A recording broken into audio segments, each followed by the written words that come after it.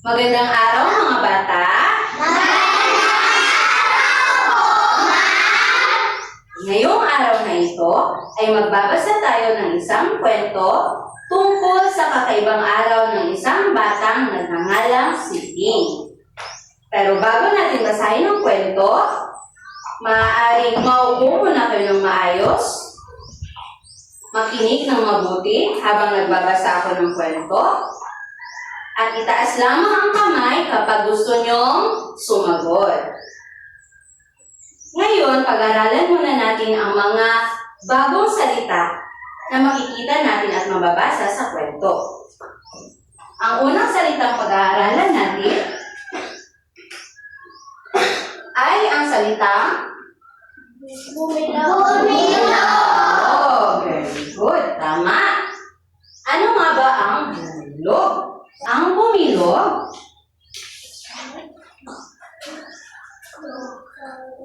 ibig sabihin ng bumilog ay magkaroon ng hugis bilog.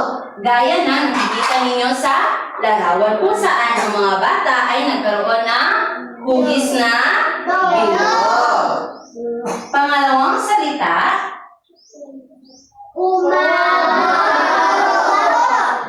humarurot. Ano kaya ang humarurot?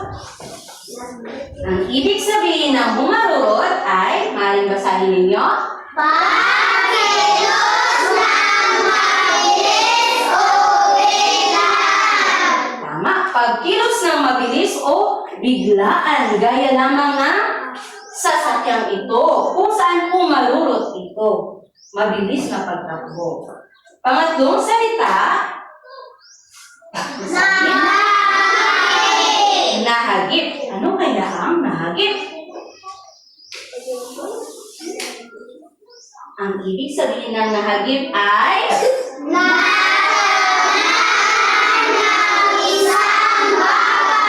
tamaan ng isang bagay kagaya lamang na nasa larawan ito, kung saan nahagip ng sasakyan ang bola.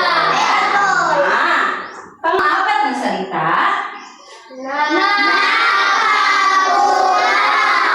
napabulahaw.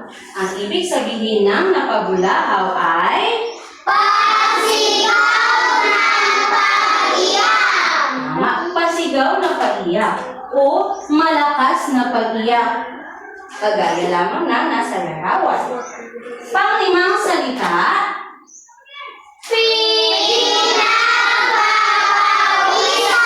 pinagpapawisan. Ang ibig sabihin ng pinagpapawisan ay Paglabas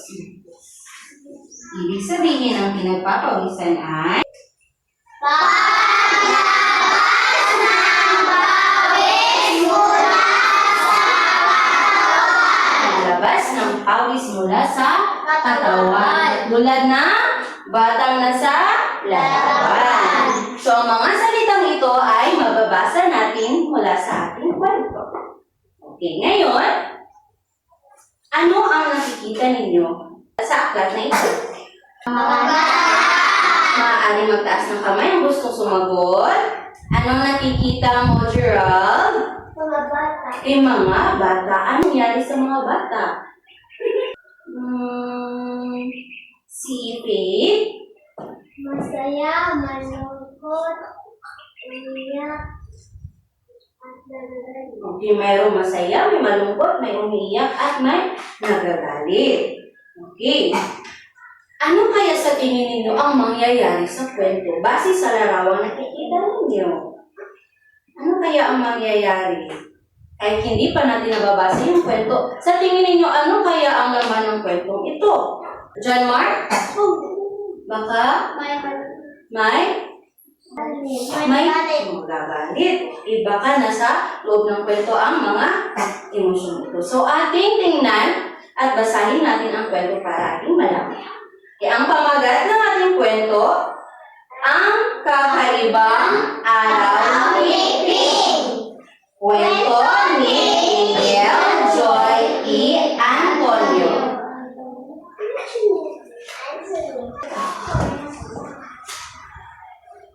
Isang araw, Binilhan si Ping ng bagong bola ng nanay niya.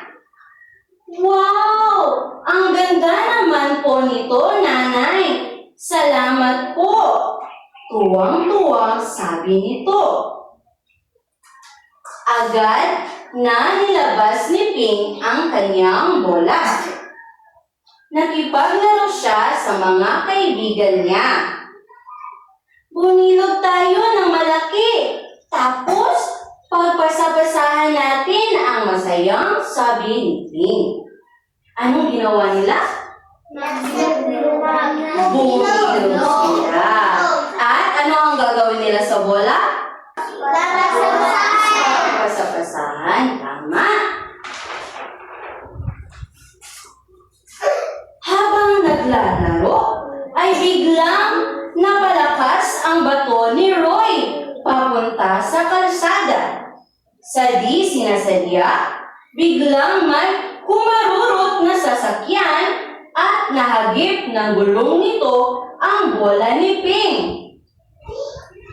Nang makita ni Ping ang pangyayari, hindi niya mapigilang umiyak. Ang bola ko! Ang bola ko! Malungkot na wika niya.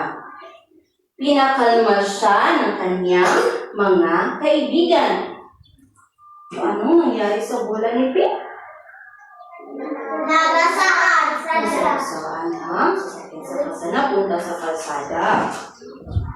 Biglang nabaling sa kaibigang si Roy ang tingin niya. Hindi ka kasi nag-iingat, Roy. Alam mong bago pa naman ang bola ko. Galit na wika ni Ping. Patawad, hindi ko naman sinasadya. Mahinang sabi ni Roy. Matapos ang pangyayari, ay kanya-kanyang uwi na ang magkakaibigan. Sa wakas, narating na ni Ping ang kanilang bahay. Ngunit, wala na ang bolang bigay ng kanyang nanay.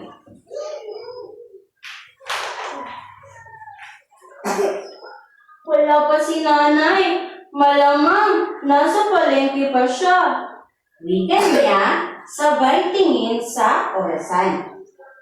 Ilang minuto pa ang lumipas, dumating na ang nanay niya.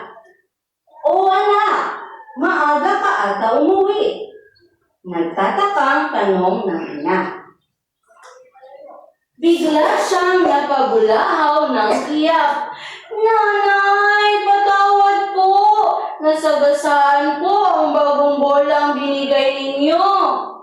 Patibing sabi niya. Ikinuwento niya ang buong pangyayari.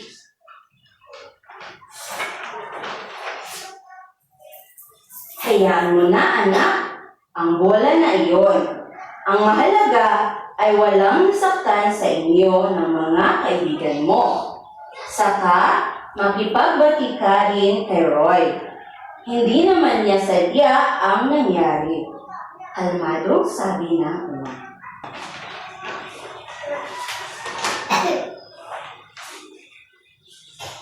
Ping, patawad ulit. Hindi ko talaga gusto ang nangyari. Pagpapakumbaba ni Roy. Eto nagdala ako ng yoyo. Binili ng nanay ko, tig-isa tayo. Sabay ngiti ni Roy.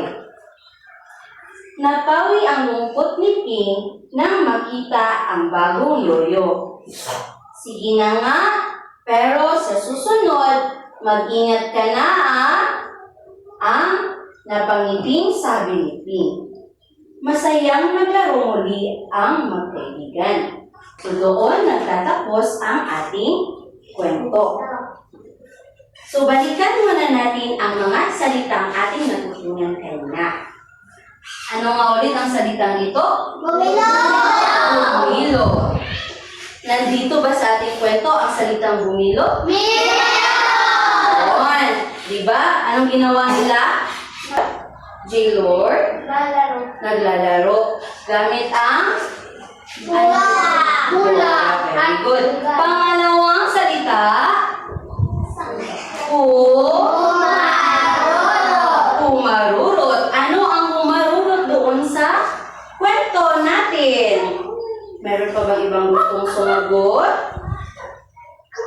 Suhaila, ano yung humarurot sa ating kwento? Humarurot ang sasakyan. Tama. Pangatlo, pakibasa, nahagip. O base sa ating kwento, ano ang nahagip? Ikaw, anak. Nahagip ang bola ng sasakyan. Tama. Pang-apat, napabulaw. Sino ang napabulaw ng iyak sa ating kwento? Ika? Si Ping. Tama. Panglima, papawisan o maraming pawis ang lumabas. Ngayon, magtatanong ako tungkol sa kwento. Ano ang binigay na regalo ng nanay ni Ping sa kanya? Ang tatawagin lamang ni Ma'am yung nagpapataas ng kamay pero hindi lang sa kanya Ma'am. Sige, Bea, ano ang ibinigay na regalo ng nanay ni Ping sa kanya? Bola, tama. Pangalawang tanong, bakit nahagip ng sasakyan ang bola ni Ping? Anong nangyari? Bakit nahagip ng sasakyan ang bola ni Ping? Nathan. Humarurot ang?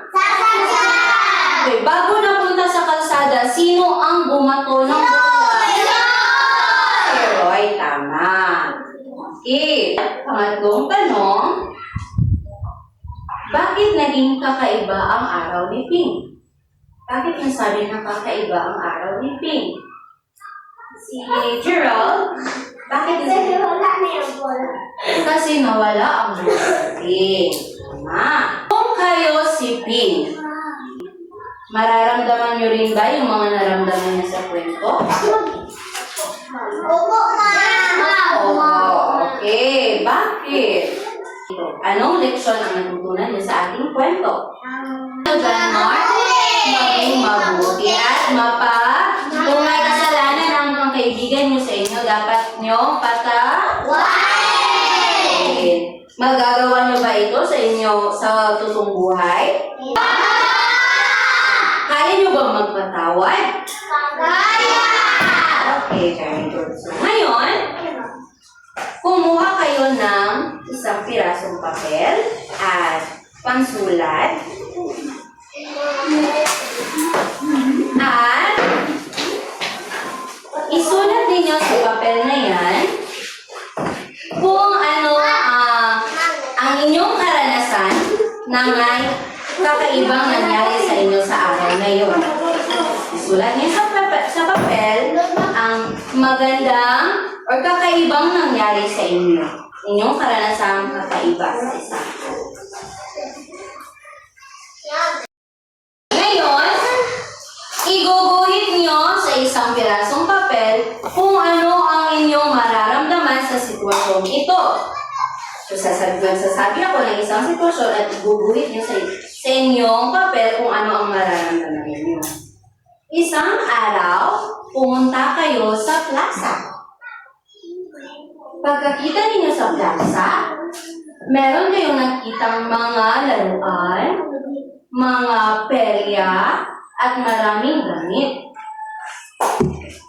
Habang naglalakad kayo ng inyong mga kaibigan, may nakasalubong kayong malaking aso na galit na galit. So ngayon, iguhit ninyo sa papel kung ano ang inyong mararamdaman. Kung kayo ba ay magiging masaya, magiging malungkot, magagalit, o iiyak ba kayo? Iguhit ninyo sa papel.